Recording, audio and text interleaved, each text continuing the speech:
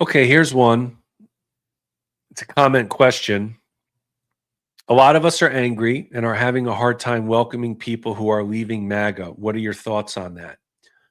So I completely understand where you are coming from. MAGA has traumatized our country in every square inch of it, and it has traumatized our country for a decade plus.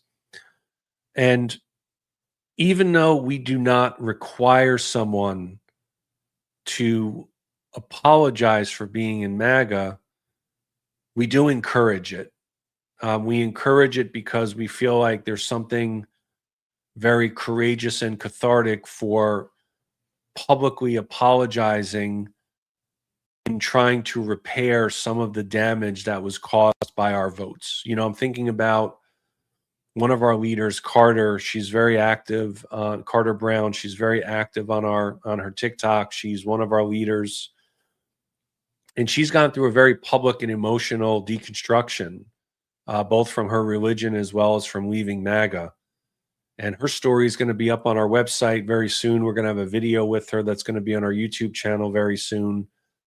And she is someone who's trying to make amends. All of our leaders who have told their stories with us and have gone public, they're trying to work to repair the damage that's been caused. And if someone genuinely changes and is willing to work to repair some of the harm that was caused as a result of their words, deeds, and rhetoric, it is our opinion at Leaving MAGA that those individuals are deserving of grace.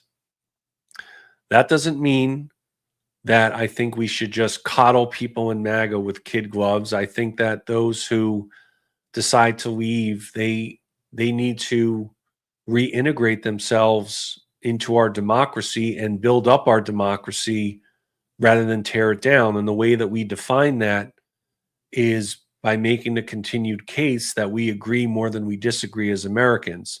Something else that's required to leave MAGA is it's not enough to just distance oneself from the president. Someone must also renounce and repudiate the lies, falsehoods, and conspiracy theories of MAGA politics. So when we're talking about people who left, we've got really one of two choices to make. We can welcome or we can reject.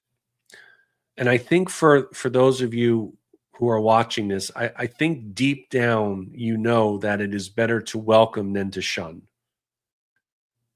Shunning might feel good in the moment, maybe give some instant gratification.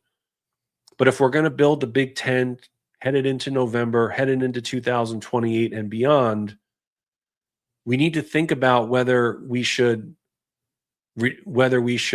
welcome and invite those who left MAGA, or if we should tell them that they're not welcome.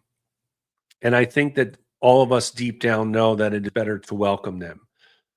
I am not a historian, but what I know about our history is that every time we have been in a crisis situation, the way that we've progressed through it, the way we've gotten past it, the way we've moved forward is by forming unlikely but necessary alliances. And we are in a crisis situation right now. And I believe that the way we will get through it, and I think that we will, is by forming alignments with those who maybe you wouldn't have normally aligned with those who left MAGA, but it's necessary for us to push back on this administration and start to repair our democracy and our institutions. So I think that your anger is understandable. I don't blame you for feeling that way. I recognize that MAGA has really traumatized lots of Americans. But I believe that those who are leaving, they want to reassert their agency and their individuality and their empathy. And I think that they're deserving, if they make that change genuinely and they reject the MAGA politics of lies, falsehoods, and conspiracy theories and build up democracy rather than tear it down, I believe that they are deserving of our grace.